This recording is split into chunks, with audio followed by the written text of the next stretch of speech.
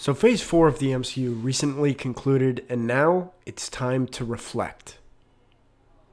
What the f*** was that Okay, no, it wasn't atrocious, but I think it's safe to say that something felt off for this phase, and it's easy to see why. If we look at phases 1 through 3, we still see them all being kind of capped off by an Avengers film or something of a culmination of the phase, where characters throughout meet up and we see how they interact. There really wasn't anything like that in this phase, so it felt like there wasn't a lot of progression or momentum. Instead of linking to a central narrative or villain, we got a linking theme throughout a lot of Phase 4, which I'll get into at the end of this video. Anyways, while this phase did lack a big event, you know, a big kahuna, a Big Mac, if you will, the next phase will have some of those, and we'll see how well it pays off. But getting back to Phase 4, individually looking at the projects, there's some ones that I really liked and some I really did not like. Not a lot of middle-of-the-road flicks, but I think we should just jump right into it and go through each of the projects,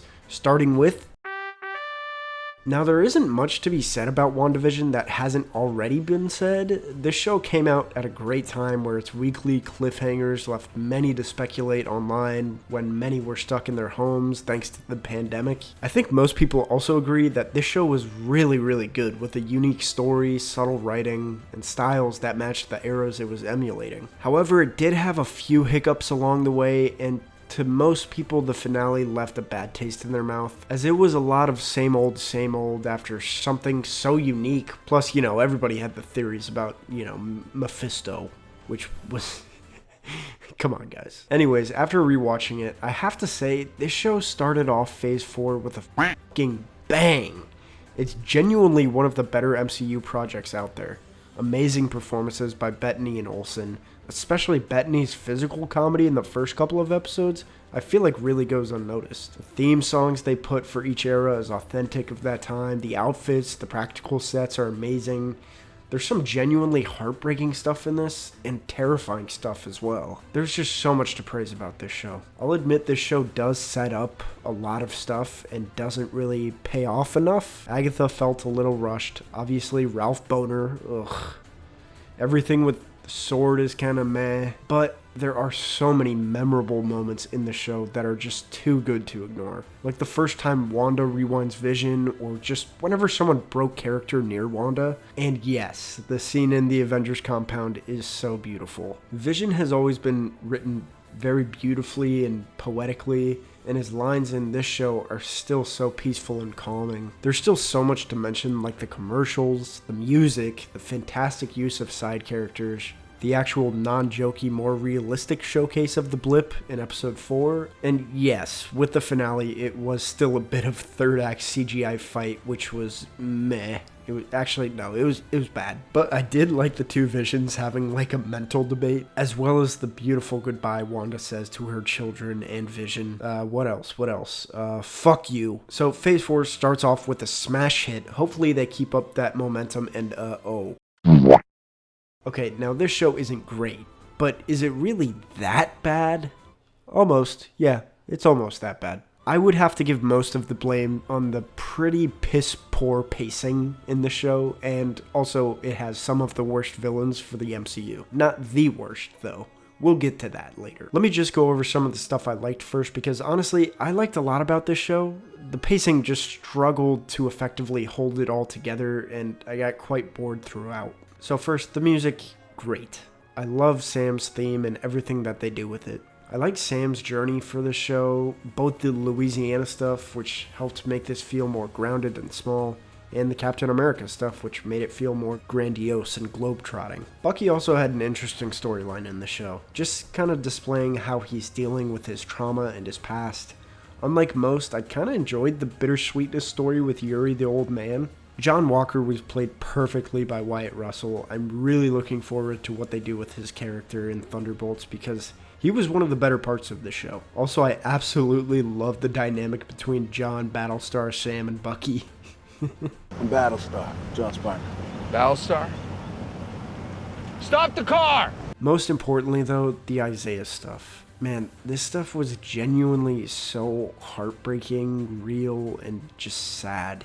it's hard to really put into words, just the struggle we hear Isaiah go through, how he was treated, and just how his story is very similar to real people is extremely hard to hear. Genuinely some of the best stuff in the MCU. Big props to the writers for including this in the show. Also, just how they deal with racism in the show was again surprisingly handled well.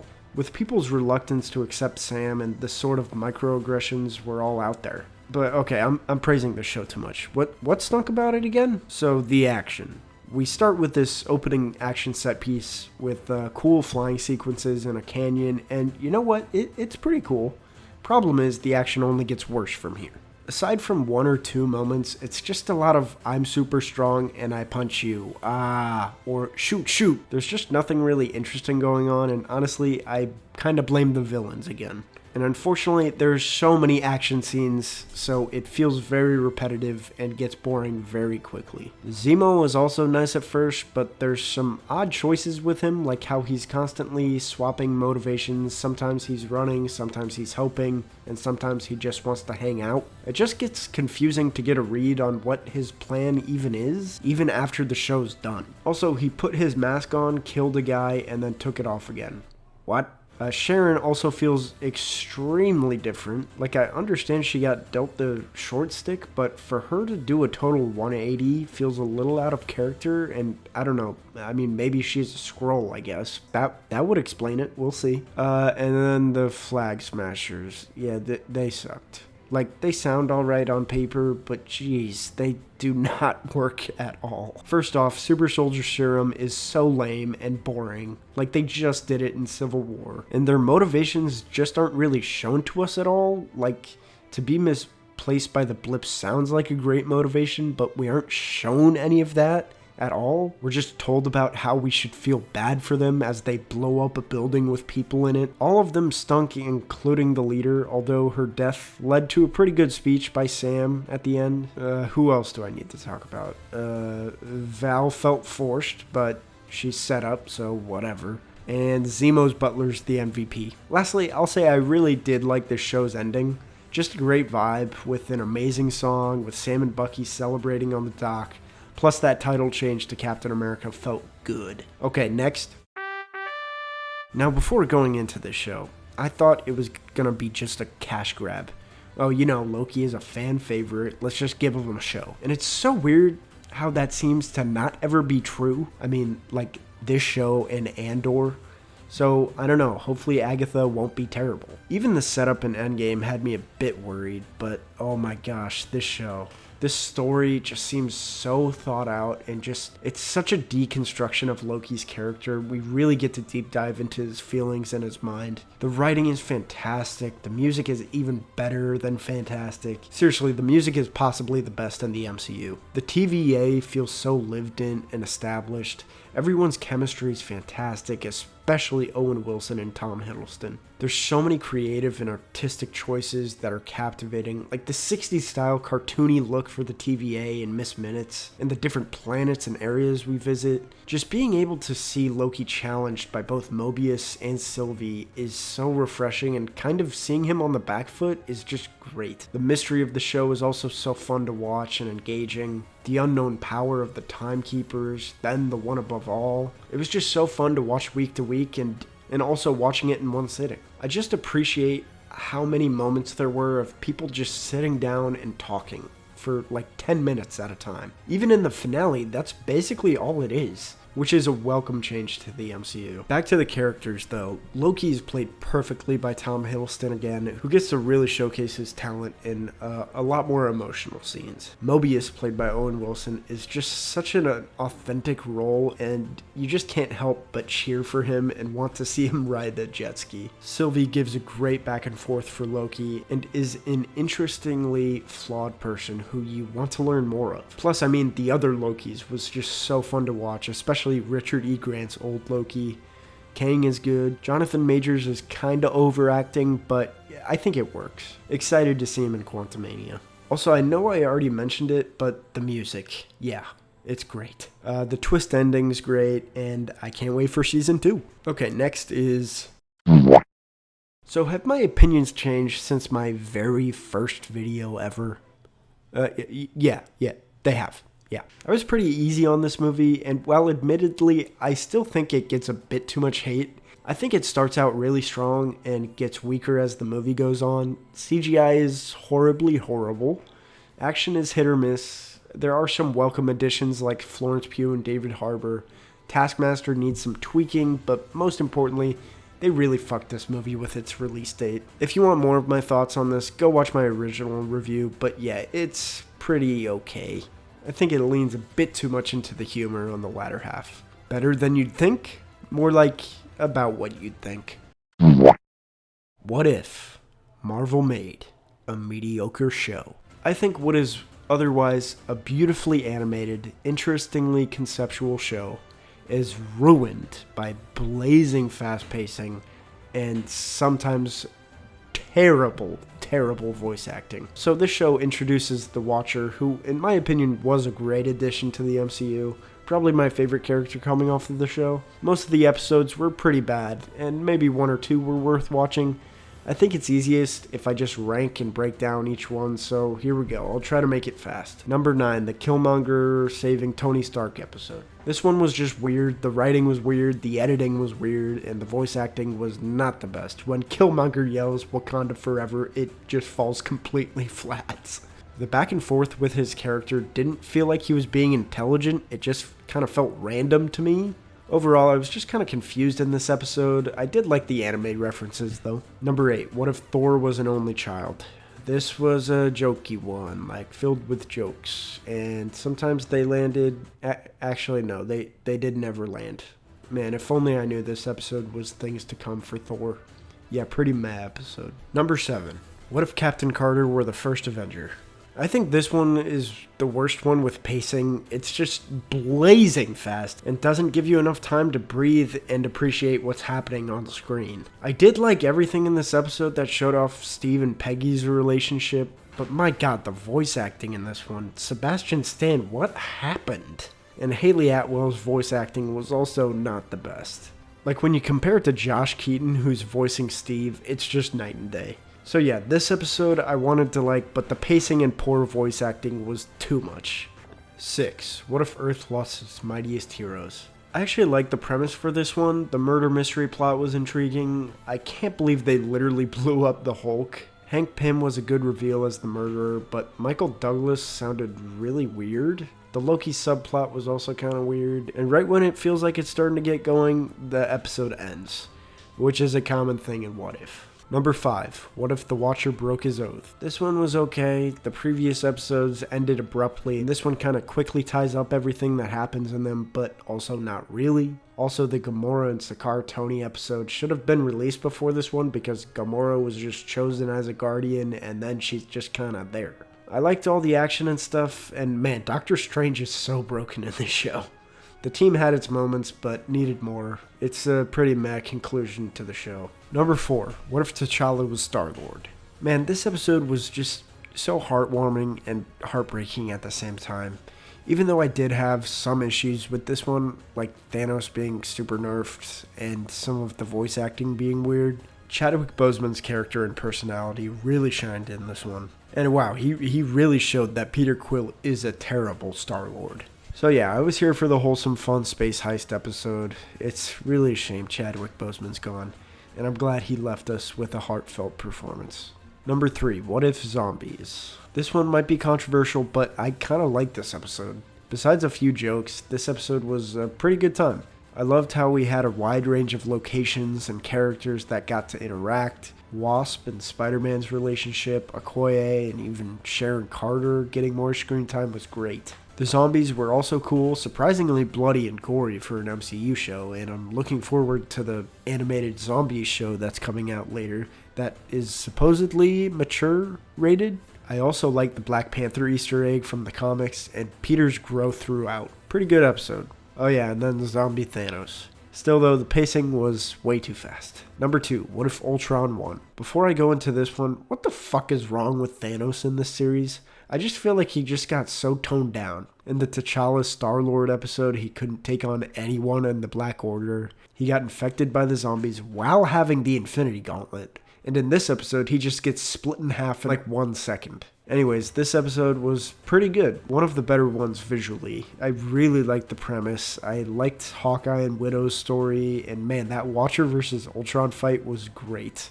The whole sequence when Ultron can sense him is just spectacular. Number 1, what if Doctor Strange lost his heart instead of his hands? This episode was so beautiful. From the visuals to the story it told, I'm really glad they decided to flesh out one of the less interesting relationships of Doctor Strange and Christine. The pain this Strange goes through really hits you, and the tragedy that follows is heartbreaking. This was genuinely a fantastic episode. So yeah, only 2 to 4 of these episodes are really even worth watching in my opinion. Let's move on.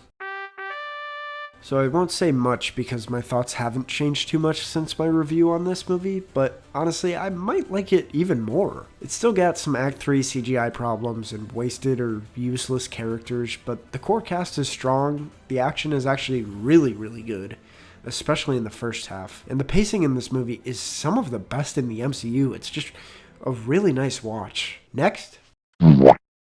So let me start off by saying this is not the worst MCU movie. If you, for some reason, use Rotten Tomatoes to determine how good a movie is, this one is not the worst one, okay?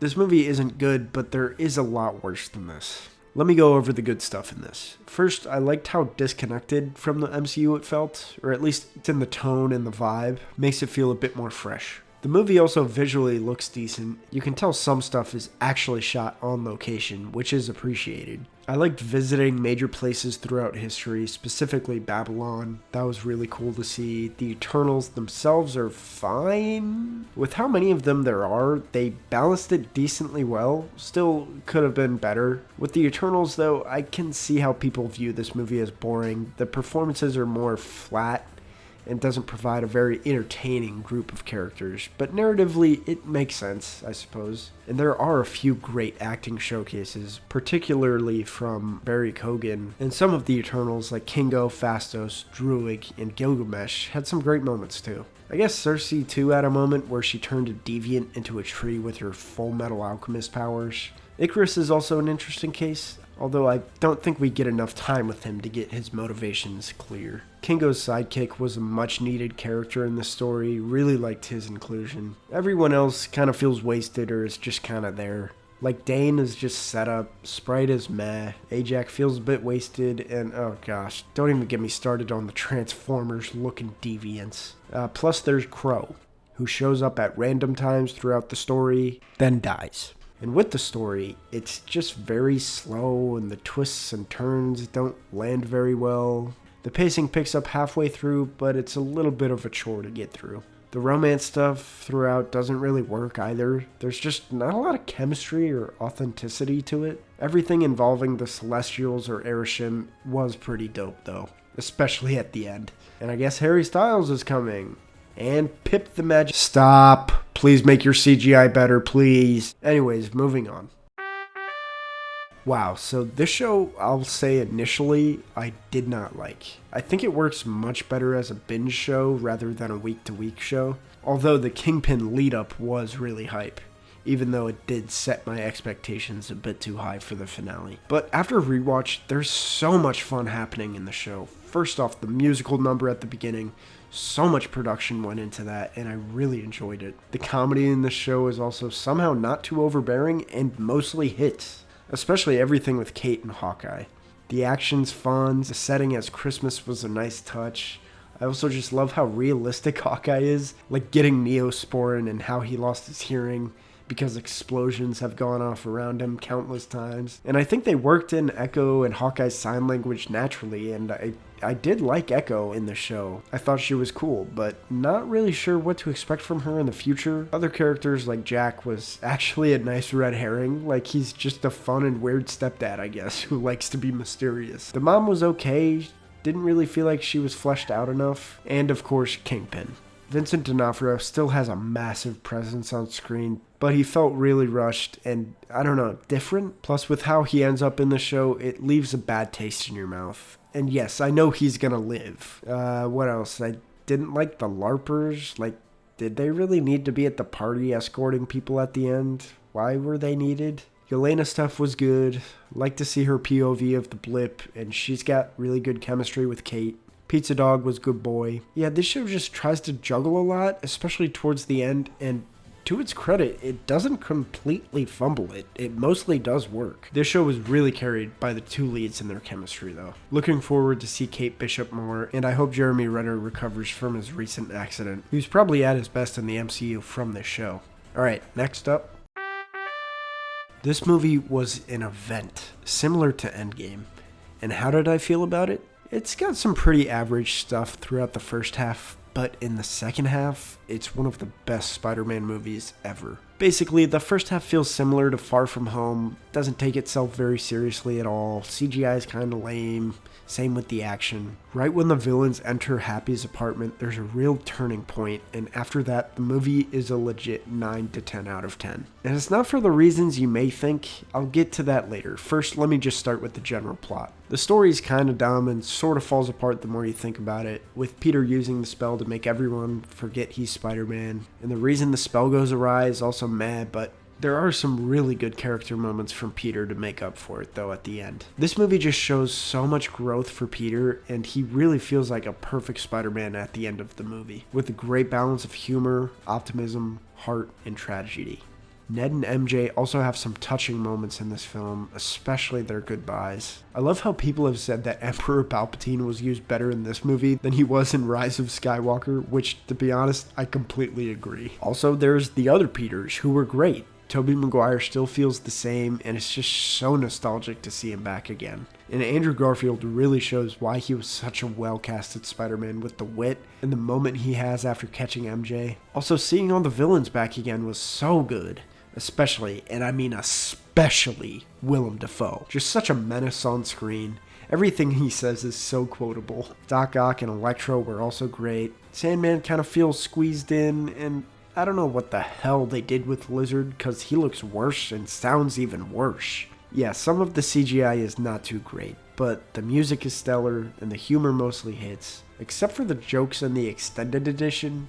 Really, please don't watch that version. It makes the pacing terrible, just add a few lame jokes. It does also add a scene with Matt Murdock, though. And I'm so glad he was reintroduced in this movie, and I'm happy they've set up this relationship between Peter and Matt, because I hope to God they share the screen in the next movie. So, why did I love this movie so much? It's not seeing Tobey and Andrew back, although that was great. It's the consequences that Peter suffers. It's scenes like this, and this. Scenes that show a character being beaten down, but we still see him get back up and try to be a good person and fix his mistakes. It makes me really excited to see how they handle Spider-Man down the line, and it also makes the ending to this movie one of the best in the MCU. Okay, so the next few projects I've already made videos on, so I'll just quickly go over each one. Still has pretty bad pacing issues, CGI, and a mad plot, but the main character is one of the best in the MCU. I liked it a little bit better after a rewatch. Although I still really enjoy this movie, after a rewatch, I like it a little bit less. It could have used more Strange, and some of America's story is skimmed over. Wanda is badass though. Regardless, this movie's got a great look and is just a fun ride. I love the first part of this series, and everything that has to do with Kamala, her family, and her friends. However, the middle of this series is pretty bad, thanks to by far the worst villains of all time in the MCU, and that's saying something. Both the clandestine and whatever agent, I liked it a little bit less on rewatch. It's just bad. The little that's good is wasted when this movie takes a huge halt to tell a terrible, terrible joke. Just so unfunny, especially Korg. One good joke out of like 500, so disappointing. Next. I liked it about the same as before. I still have some major issues with the CGI though. Also like this one about the same, just has a great sense of style that's fresh and exciting. Okay, now back to the new stuff. This movie was a long, tough, and beautiful tribute to both Chadwick Boseman and T'Challa. While the movie does drag on a bit and the pace feels slow, I think it works with the tone of the movie. It just really helps sell the emotional moments. And geez, the emotional moments throughout this, especially at the very beginning and the very end, just hit so hard considering the tragedy that happened. We mainly follow Shuri throughout the movie, and I think despite my opinions on Letitia Wright, she was pretty good. Although sometimes I felt her character was drastically changing her view on things and feelings very quickly.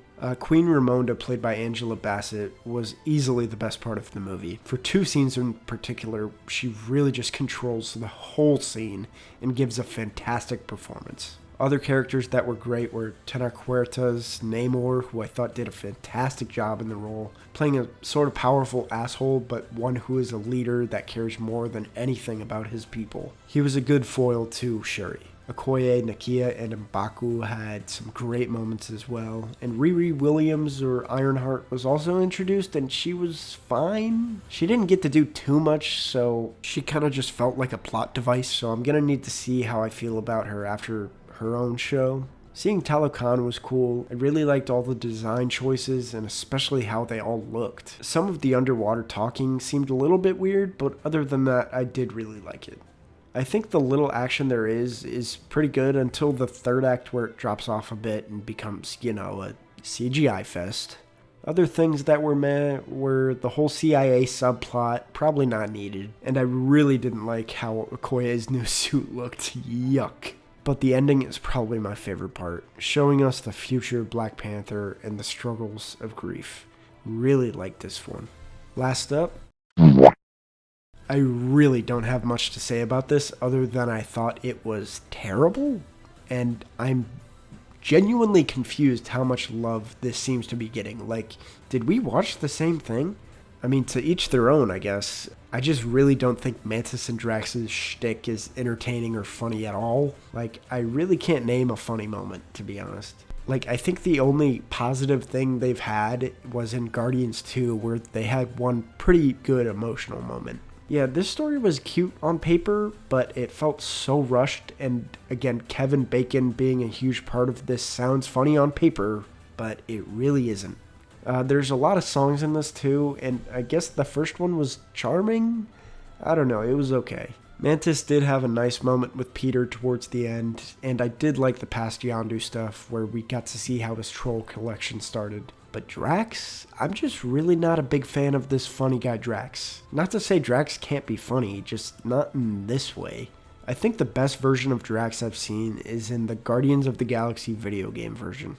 And I mean, when I say he's the best version, I mean he's genuinely one of the better characters I've seen in Marvel, period. And while I think Bautista is capable of giving Drax some good emotional moments, I think the comedy maybe needs to be reworked on him. But yeah, this special was pretty bad. I liked Cosmo though. And then next in Phase 4?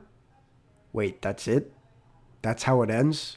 That was just a mediocre Space People Christmas special, which has happened twice now. So it's safe to say Phase 4 was kinda weird. Some projects were good, some weren't so good, and it didn't lead up to anything like any other Avengers film.